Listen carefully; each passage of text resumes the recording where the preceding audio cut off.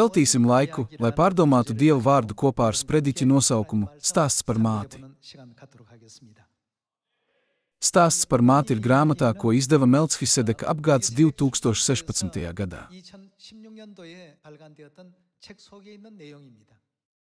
Ļaujiet man ātri to nolasīt. Termins utopija Tomasa Mora romānā utopija nozīmē nav vietas. Samuela Butlera romānā Erehons termins utopija nozīmē nekur. Utopija nozīmē, ka tā nekur nepastāv. Taču vai utopija patiešām nepastāv? Mūsu dzīve ir īss, kā arī garš ceļojums. Šajā ceļojumā mēs varam sajust klātbūtni, kas iedvež dzīvību katrā mūsu eksistences daļā. Es domāju, ka utopija, ko mēs meklējam, iespējams nav nekur citur kā mātes apskāvienos. Sieviete nopelna titulu māte ar grūtniecību un dzemdībām. Kļūšanas par māti procesu pavada nesalīdzināmas sāpes. Neskatoties uz to, māte saka, ka pat sāpes ir laime.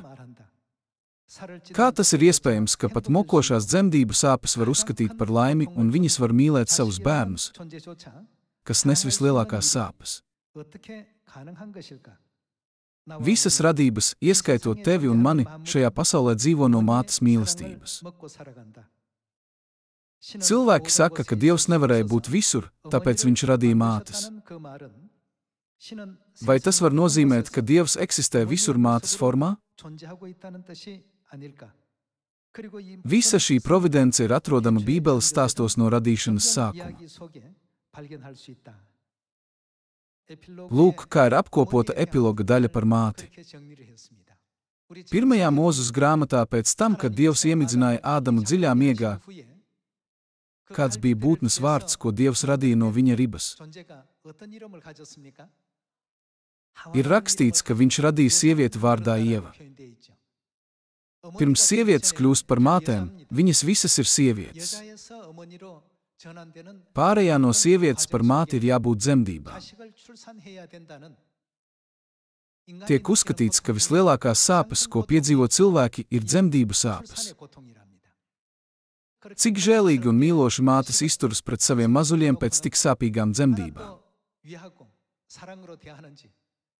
Kas gan cits, ja vien māte varētu patiesi tikt galā ar šādu uzdevumu?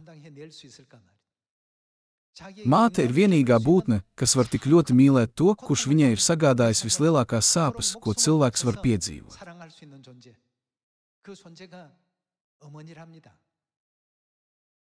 Tāpēc, lasot grāmatas Mātes stāsts epilogu, es varēju aptvert, ka māšu dzīvi uz šīs zemes veido gēni, kas mantoti no viņu pašu mātēm, kuras dzīvo upurēšanās, dievbijības un kalpošanas pilnu dzīvi dēļ saviem bērniem.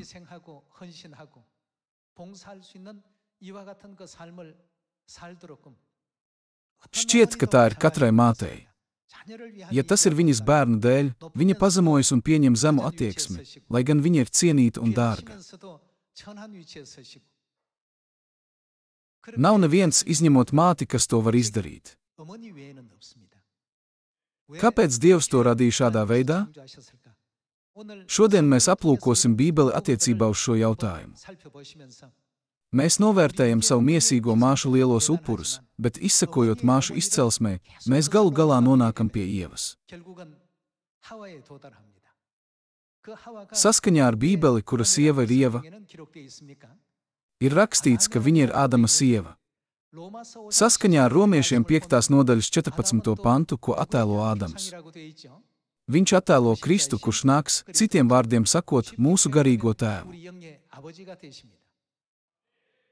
Bībelē mūsu garīgā māte, kas ir mūsu garīgā tēva sieva, tiek saukta par Ievu. Jo viņa bija visu dzīvo māte. Vēstulē Galatiešiem ir teikts, taču debesu Jeruzāleme ir brīva, viņa ir mūsu māte. Arī mātei bieži vien pietrūkst viņas mātes un arī mātes mātei. Kad dzīve šķiet nomākta, izaicinoša un nogurdinoša, jūsu jaunība ir izzudusi, bērni ir pametuši ligzdu un apkārt nav neviena, ja jums kāds jautā, Kā jums pietrūkst visvairāk, pat vecu cilvēku vidū atbilde bieži ir māte. Pat tad, kad vectēviem viņu 80 un 90 gados tiek jautāts, viņi saka, ka viņiem visvairāk pietrūkst viņu mātes. Kad cilvēki izpētīja, kāds ir skaistākais vārds valodās visā pasaulē, tika atklāts, ka māte ir skaistākais vārds. Mātes klātbūtne ikviena sirdī nozīmē mūsu garīgās mātes upurus un mīlestību, un to, kā viņa klusībā vada savus bērnus pa evaņģēlija ceļu.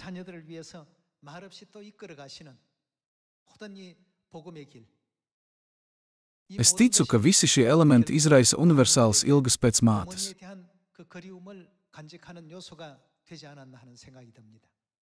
Tāpēc šodien ar sprediķa nosaukumu Stāsts par māti vispirms aplūkosim Galatiešiem 4. nodaļas 28. pantu.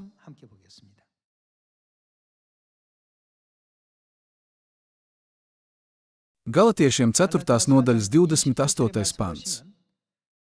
Bet jūs, brāļi, esat apsolījuma bērni tāpat kā Īzaks. Un tāpat kā toreiz no miesas dzimušais vajāja dzimušo no gara, tā arī tagad.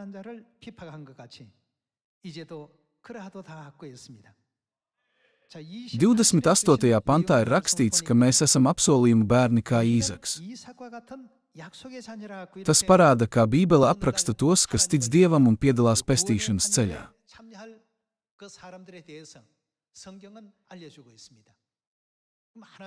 Tad atvērsim 1. Jāņa 2. nodaļu, lai redzētu, kādu solījumu Dievs mums ir devis, lai mēs varētu kļūt par viņa apsolījumu bērniem.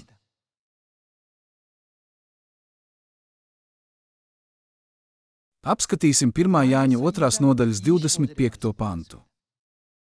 Šis ir tas apsolījums, ko viņš mums ir solījis. Ko viņš mums ir apsolījis? Mūžīgā dzīvība. Bībele liecina, ka Dievs mums ir apsolījis mūžīgo dzīvību. Šodienas sprediķa nosaukums ir Stāsts par māti. Vai mēs varam nodalīt dzīvi no mātes? Bez mātes dzīvība nekad nevar pastāvēt. Bez mātes mēs nevarētu ne runāt, ne iet, ne uztvert vai sajust.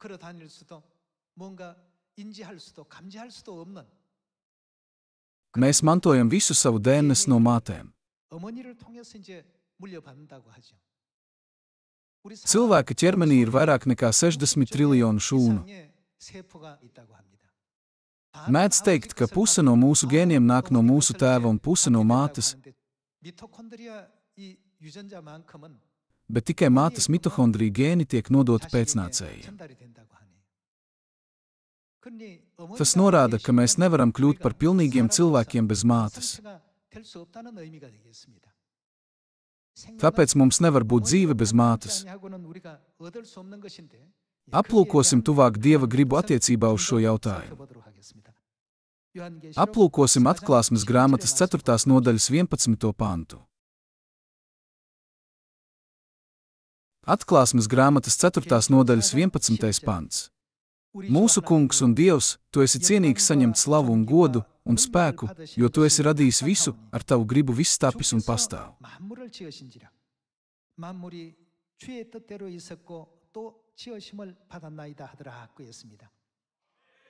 Visas lietas ir radījis Dievs. Ar kā gribu viss radās? Pēc tā Kunga gribas, tas ir pēc Dieva gribas. Vai tad Dievs nevarēja radīt visas lietas caur tēvu, lai visa dzīvība varētu piedzimt bez mātes?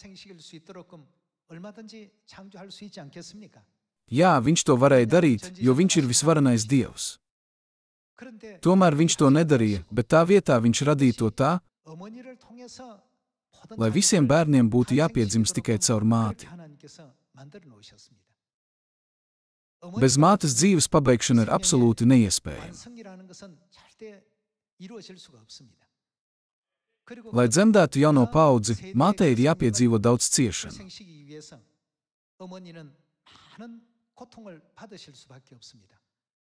Tāpēc mēs varam teikt, ka vārds māte ietver sāpes, upuri, ciešanas un mokas.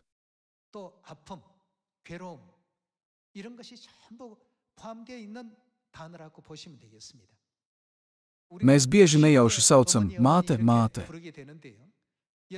Jums ir fiziskā māte, kas dzemdēja jūsu miesīgos ķermeņus, un jums ir arī garīgā māte. Jums jāsaprot, ka mātes vārdā ir slēptas neskaitāmas grūtības un sāpes, kas pārciestas bērnu audzināšanas labā.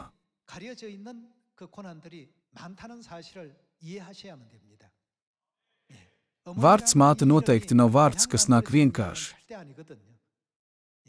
Atklāsmes 4. nodaļā ir teikts, ka visas lietas ir radītas ar Dieva gribu.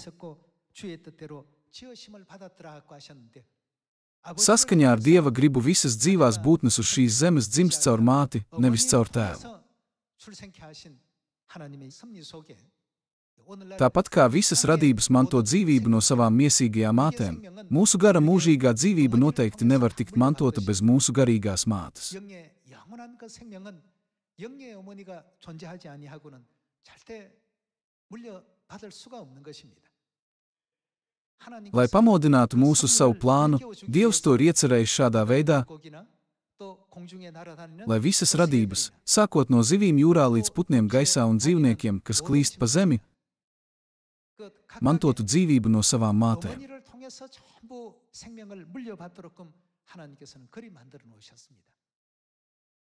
Tas mums māca, ka tāpat kā mūsu dzīvība tiek dāvāta caur mūsu miesīgo māti, ir jābūt mūsu garīgajai mātei, kas mums dāvā mūsu gara mūžīgo dzīvību, vai ne?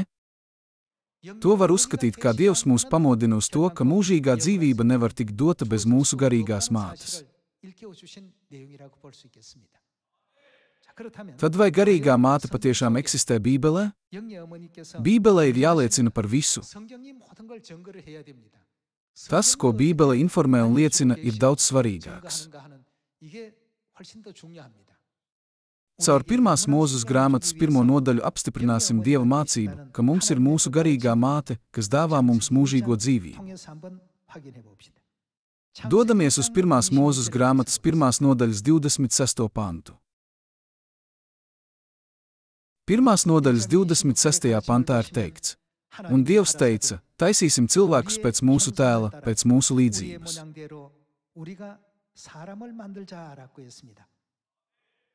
Ja Dievs tēvs viens būtu radījis cilvēci, viņam būtu jāsaka, es taisīšu, nevis jāsaka, taisīsim, kas būtu nepareizi.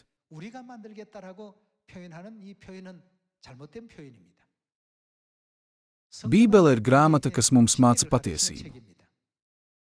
Ja tikai viens Dievs radīja debesis, zemi un visas lietas tajās, vai šeit vajadzētu parādīties izteicienam taisīsim? Nē, nevajadzētu. Tāpēc mēs varam apstiprināt, ka ir jābūt vairāk nekā vienam Dievam, kas ir radījis cilvēci. Atradīsim atbildi uz šo jautājumu, pārējot uz 27. pantu. Aplūkosim 27. pantu. Un Dievs radīja cilvēkus pēc sava tēla, pēc Dieva tēla viņš radīja tos, vīrieti un sievieti. Ko viņš darīja? Viņš radīja. Un Dievs teica, taisīsim cilvēkus pēc mūsu tēla, pēc mūsu līdzības. Un viņš radīja gan vīrieti, gan sievieti. Vai tas neļauj mums saprast, ka pastāv vīrieša Dieva tēls un sievietes Dieva tēls, kuri teica, taisīsim? Tas nozīmē, ka tas nebija viens Dievs, kas radīja cilvēci. Ilgu laiku cilvēce ir devējusi Dieva vīrieša tēlu par Dievu tēlu. Tad kā mums vajadzētu saukt Dievu, kuram ir sievietes tēls? Protams, tā kā viņa ir tā, kas dod mums dzīvību, mums viņu vajadzētu saukt par Dievu māti. Tādējādi, tāpat kā tēvi un mātes eksistē fiziskajā pasaulē, Dievs mūs ir pamodinājis uz to, ka gan Dievs tēvs, gan Dievs māte eksistē garīgajā pasaulē. Šis ir tas apsolījums, ko viņš mums ir solījis mūžīgā dzīvība. Tomēr šī dzīvība cilvēcei tiek dota tikai caur māti. Vai cilvēce nav mācījusies šo principu tūkstošiem gadu, dzīvojot fiziskajā pasaulē? Bērni noteikti nevar piedzimt bez mātēm, un šis fakts ir labi zināms pat maziem bērniem. 알 수 있는 대목입니다. Tāpat, lai saņemtu garīgo dzīvi, mums ir jābūt mūsu garīgajai mātei. Tā kā mēs vīriešu Dieva tēlu saucam par Dievu tēvu, tad dabiski mums vajadzētu saukt sievietes Dieva tēlu par Dievu māti. Tāpēc jau kopš radīšanas pirmsākumiem Dievs tēvs un Dievs māte ir strādājuši kopā,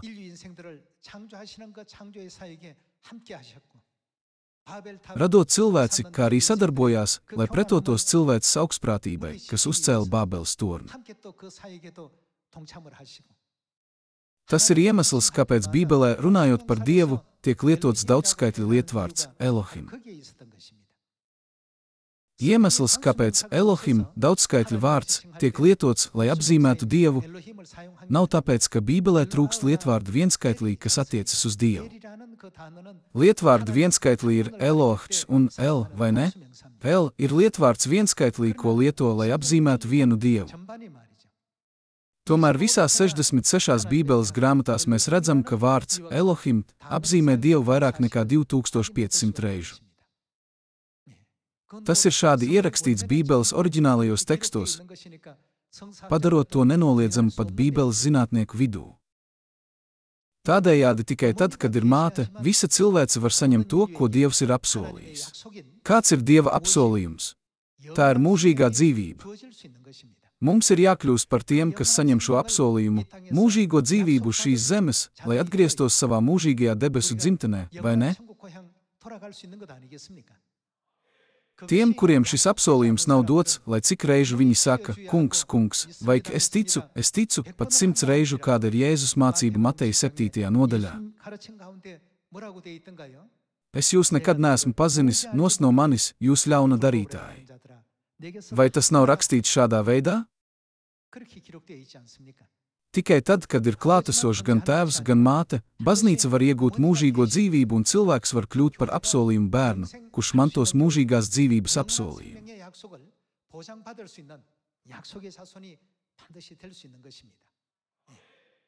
Vai mēs varam kļūt par apsolījumu bērniem bez mātes?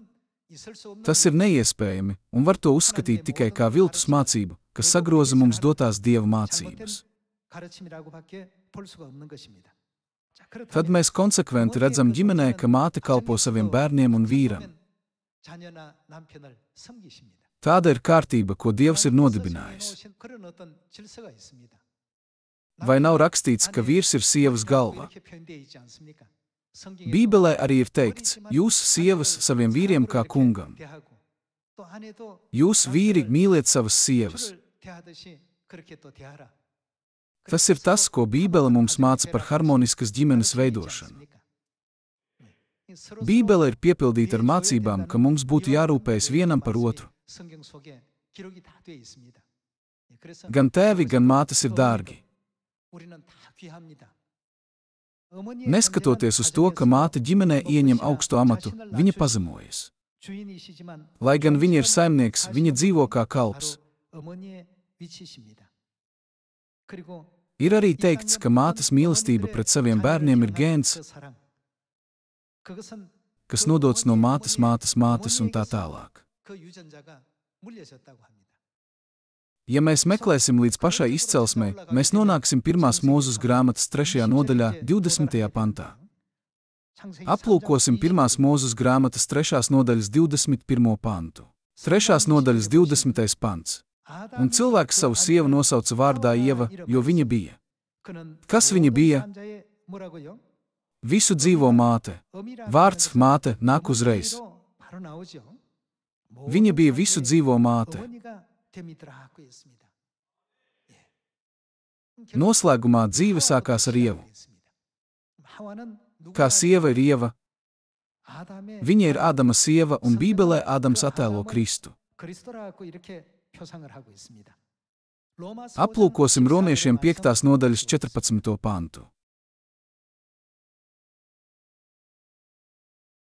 5. nodaļas 14. pantā ir rakstīts: Tomēr nāve valdīja no Ādama līdz Mozum arī pār tiem, kas nebija grēkojuši tādos pārkāpumos kā Ādams. Kas viņš ir? Pirmtēls tam, kas nāk. 그리스도에 대한 Kurš ir tas, kas nāk? 갖고 이렇게 Tas ir Kristus. 그렇다면 Tad kam patiesi ir jāeksistē ar Kristu? 누가 있어야 됩니까? Ievai kā garīgajai sievai noteikti ir jāeksistē kopā ar Kristu. Tāpēc atklāsmes grāmatas 22. nodaļā parādās gars un līgava. Gars attēlo Dievu tēvu un līgava attēlo viņa sievu. Tēvs un viņa sieva garīgajā kontekstā ir Dievs tēvs un Dievs māte.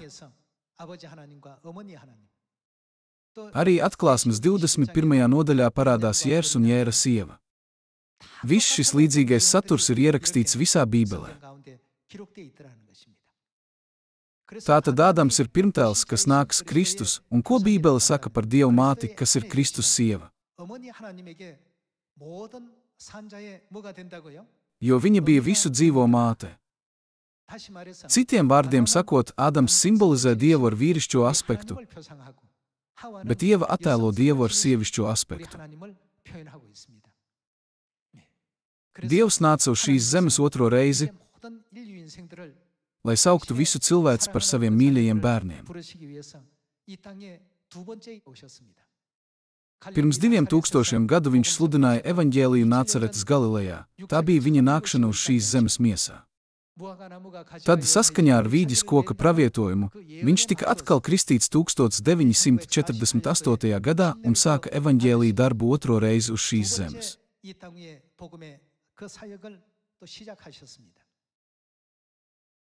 Tad, piepildot pravietojumu par Dāvidu, viņš pacēlās debesīs, pabeidzot 37 gadus ilgo evaņģēliju kalpošanu. Ar apustuļa Jāņa atklāsmes grāmatas 22. nodaļu viņš mūs pamodināja uz to, ka visiem cilvēkiem visā pasaulē ir jāatzīst Dievs māte un jāatgriežas viņas apskāvienos. Aplūkosim atklāsmes grāmatas 22. nodaļas 17. pantu. Gars un līgava saka, nāc. Citiem vārdiem sakot, tēvs un māte saka. Ko viņi saka? Pie kā mums vajadzētu atgriezties? Viņi mūs aicina atgriezties pie gara un līgavas. Tas nozīmē, ka visa cilvēce var sasniegt ticības pabeigšanu, kad tā apzinās māti. Tikai tad, kad mēs zinām tēvu un māti, mēs visi varam atgriezties pie tēva un mātes. Gars un līgava saka, nāc. Un kas to dzird, lai saka, nāc? Kam slāpst, lai nāk? Lai ņem dzīvo ūdeni bez maksas katrs, kas grib. Es apliecinu ikvienam, kas dzird šīs grāmatas pravietojumu vārdus. Citiem vārdiem sakot, es brīdināju ikvienu, kas dzird Bībeles vārdus. Ja kāds tiem kaut ko pieliks, tam Dievs pieliks sērgas, par kurām rakstīts šajā grāmatā. Un, ja kāds kaut ko atņems no šīs grāmatas pravietojumu vārdiem, ja kāds ko atņem, Dievs atņems viņa daļu no dzīvības koka un svētās pilsētas, par ko rakstīts šajā grāmatā. Gara un līgavas vārdi, kas mums saka nāk, nevar tikt mainīti.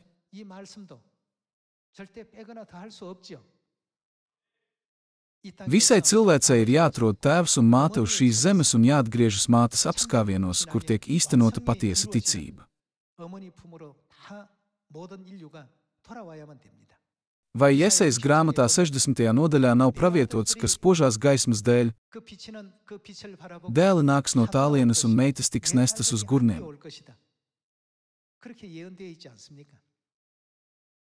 Apliecināsim to Jesejas grāmatas 60. nodaļā.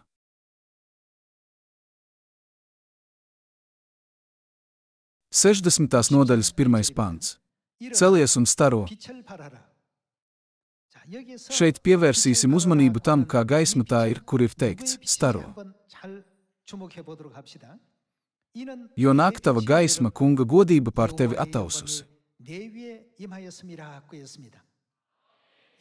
Uz kā gaismu šeit attiecas tava gaisma?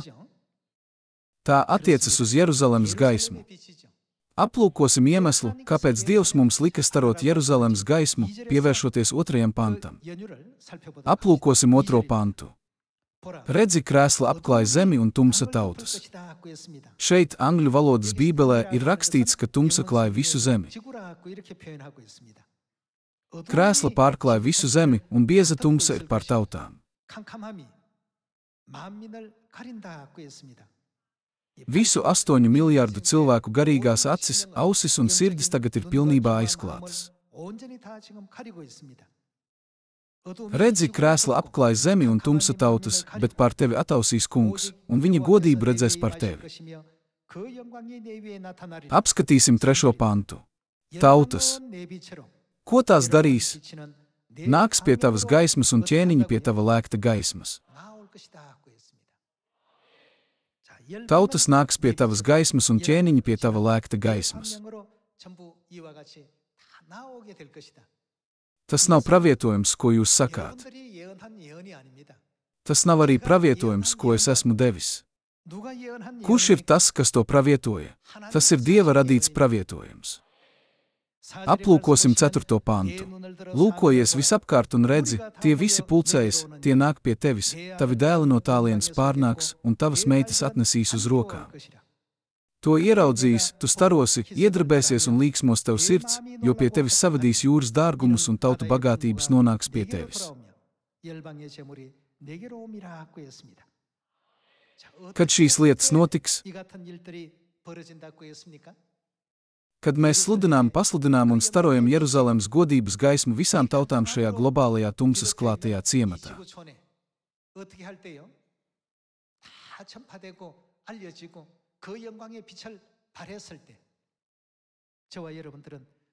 Es ticu, ka pirms vārda māte mums, debesu bērniem, patiesi vajadzētu būt iespējai saņemt izpirkšanu par visiem grēkiem un pārkāpumiem, ko esam izdarījuši debesīs un uz šīs zemes, un atgriezties savās mūžīgajās debesu mājās.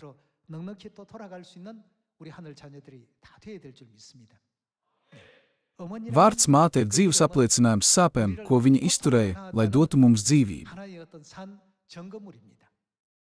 Kad bērni piedzimst caur sāpēm, tad var nopelnīt vārdu māte. Šo vārdu nevar nopelnīt viegli vai pavirši, vai ne? Tāpēc māte mūs vienmēr raksturoja kā visu manā dzīvē un manas vienīgās rūpes.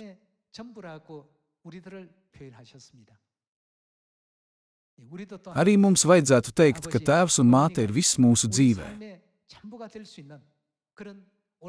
Ar šo domāšanas veidu izplatīsim Dieva godību visā Samarijā un līdz zemes galiem un nodosim Dieva mācības. No sirds lūdzot, lai jūs un es kļūtu par tiem, kas var vadīt visus mūsu ciānus brāļus un māsas atgriezties pie mātes gaismas. Es vēlētos noslēgt šo sprediķi. Liels jums paldies!